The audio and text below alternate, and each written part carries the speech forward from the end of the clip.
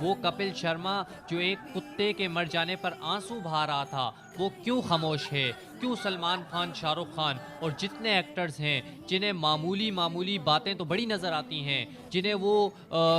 کتوں کے بہتے ہوئے آنسو تو نظر آتے ہیں، مگر مسلمانوں پہ ہونے والے یہ ظلم نظر کیوں نہیں آ رہا ہے؟ کیوں سول سوسائٹی خاموش ہے؟ مسکان خان جیسی ہماری دلیر بہنیں، بیٹیاں ہمیشہ آپ لوگوں کے چہروں پر زبردست قسم کے تماچے رسید کرتی رہیں گی اور یہ بتاتی رہیں گی کہ اسلام سے زیادہ تحفظ عورت کو کسی مذہب نے نہیں دیا، اسلام سے زیادہ تحفظ عورت کو کسی قانون نے نہیں دیا۔ اگر آپ باحجاب ہیں تو آپ محفوظ ہیں، اگر آپ پردے میں ہیں تو آپ محفوظ ہیں۔ تو میں ایسی عورتوں کو بھی ایک پیغام دینا چاہتا ہوں جو آزادی کا نام لے کر ملک کے اندر فحاشی اور عریانیت کو فروغ دینا چاہتے ہیں، اور ایسی خواتین کو بھی پیغام دینا چاہتا ہوں جو اسلام کے سائے تلے آنے سے، اسلام کی چھاؤں تلے آنے سے اپنے آپ کو بچاتے ہوئے کفر کے اندھیروں میں جانا پسند کرتی ہیں۔ ان کے لیے یہ مسکان خان ایک پیغام ہے، مسکان خان ایک مثال ہے کہ اگر آپ کو حقوق چاہیے تو اسلام سے زیادہ حقوق عورت کو کسی نے نہیں دیے، اگر آپ کو آزادی چاہیے تو اسلام سے زیادہ آپ کو آزادی کسی اور مذہب نے، کسی اور حکومت نے نہیں دی ہے۔ السلام علیکم، میں ہوں عدنان جواد۔ جس طرح انڈیا کے اندر ایک باحجاب بہن نے، یعنی مسکان خان نے، ہندو درندوں کے سامنے نعرہ تکبیر بلند کرتے ہوئے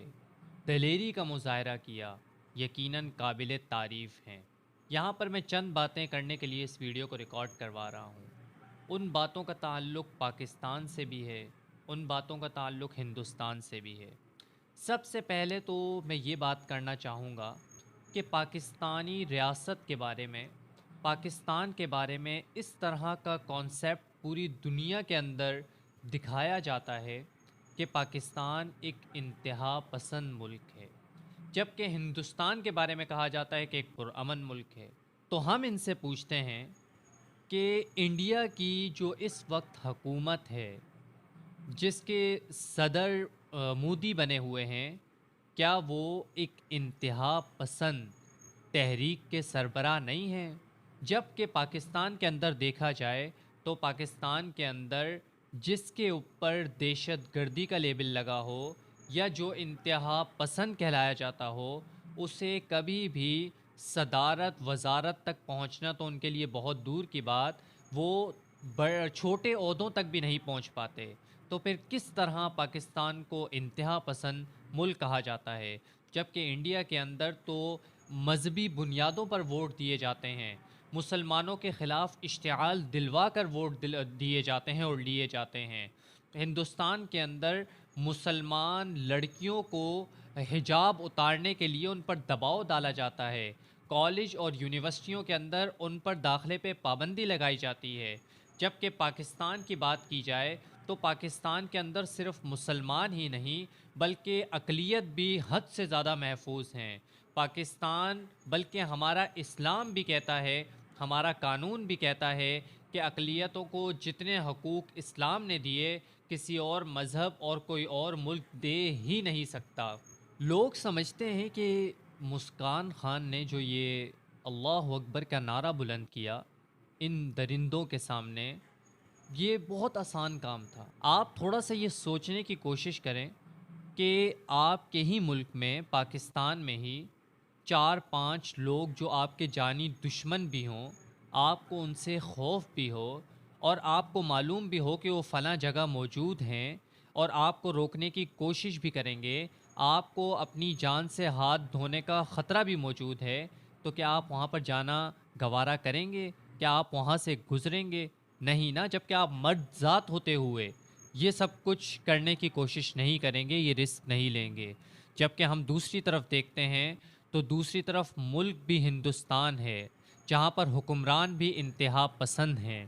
جہاں پر مسلمانوں کو جس بے دردی سے شہید کیا جاتا ہے اس کی مثال پوری دنیا میں نہیں ملتی۔ بابری مسجد کو جس طرح شہید کیا گیا اور وہاں پر جس طرح مسلمانوں کو چن چن کر شہید کیا جاتا ہے، سر عام پکڑ پکڑ کر جس طرح زندہ جلایا جاتا ہے وہ آپ سب بھی یقیناً سوشل میڈیا کے توسط سے واقف ہوں گے۔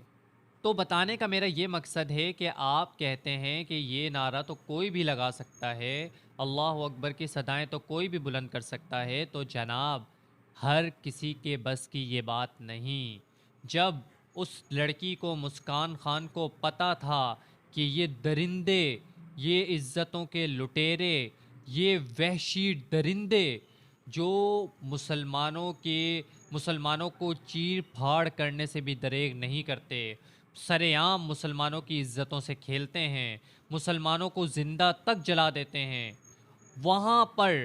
اس مسکان خان نے دیکھا بھی تھا کہ یہ درندے موجود ہیں، اس کے باوجود اپنے کالج کے اندر داخل ہوتی ہیں، اور صرف داخل ہی نہیں ہوتی بلکہ ان ہندو درندوں کا سامنا کرتے ہوئے اللہ اکبر کی صدائیں بلند کرتی ہیں، اور یہ اللہ اکبر کی صدائیں اس دلیری سے بلند کرتی ہیں کہ صرف ہندوستان کا کفر ہی نہیں بلکہ عالمی کفر تک لرز کر رہ جاتا ہے۔ اس بات پر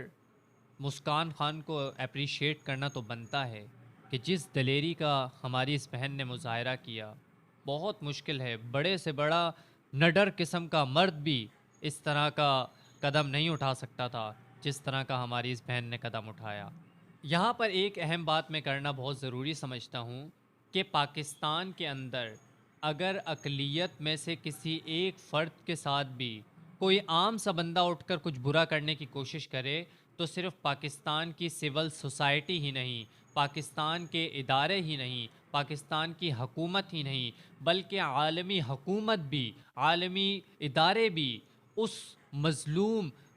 کے حق میں کھڑے ہونے کی کوشش کرتے ہیں اور پھر اسے انصاف دلانے کی باتیں کرتے ہیں۔ پوری دنیا کے اندر اس پر ٹاک شوک شروع ہو جاتے ہیں کہ پاکستان کے اندر فلاں اقلیت پر ظلم کیا گیا، لیکن میں یہ سوال کرنا چاہتا ہوں کہ ہندوستان کے اندر جس طرح مسلمانوں پر ظلم و ستم کے پہاڑ توڑے جا رہے ہیں،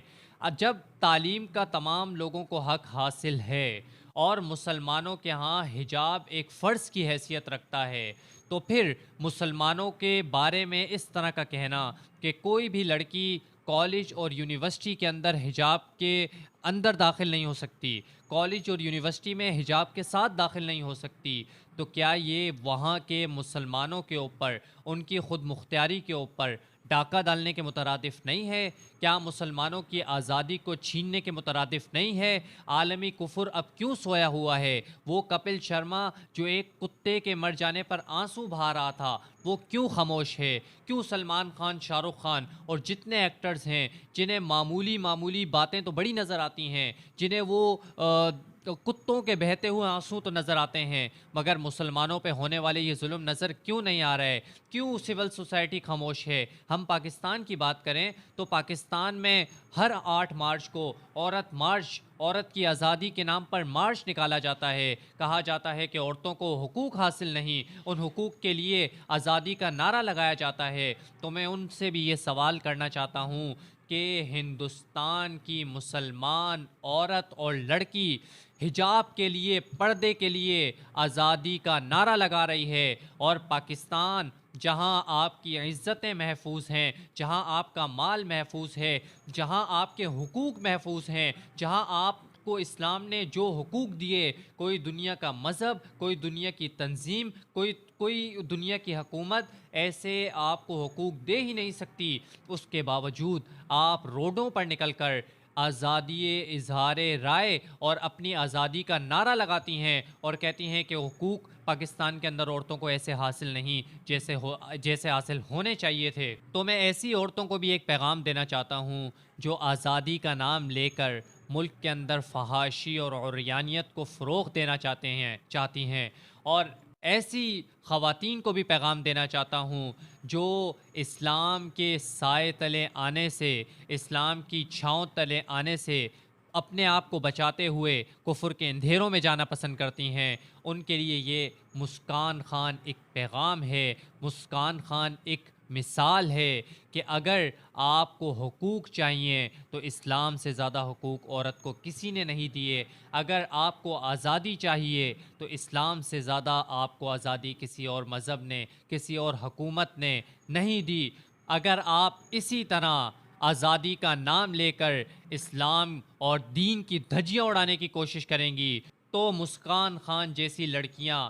مسکان خان جیسی ہماری دلیر بہنیں، بیٹیاں ہمیشہ آپ لوگوں کے چہروں پر زبردست قسم کے تماچے رسید کرتی رہیں گی اور یہ بتاتی رہیں گی کہ اسلام سے زیادہ تحفظ عورت کو کسی مذہب نے نہیں دیا، اسلام سے زیادہ تحفظ عورت کو کسی قانون نے نہیں دیا۔ اگر آپ باحجاب ہیں تو آپ محفوظ ہیں، اگر آپ پردے میں ہیں تو آپ محفوظ ہیں، اگر آپ پردے کو اتار کر پردے کے خلاف جانا چاہتی ہیں تو یاد رکھیں یہ ملک بھی، یہ قانون بھی، یہ معاشرہ بھی پھر آپ کو کہیں کا نہیں چھوڑے گا، پھر ہر درندہ کھل کر آپ کے پیچھے بھاگے گا، آپ کو نوچنے کی کوشش کرے گا، آپ کی عزت سے کھیلنے کی کوشش کرے گا۔ تو خدا را اپنے حقوق کو پہچانیے، اپنی آزادی کو پہچانیے کہ جو آزادی اللہ تعالیٰ نے آپ کو دی، ایسی آزادی کوئی بھی قانون، کوئی بھی مذہب، کوئی بھی حکمران آپ کو نہیں دے سکتا۔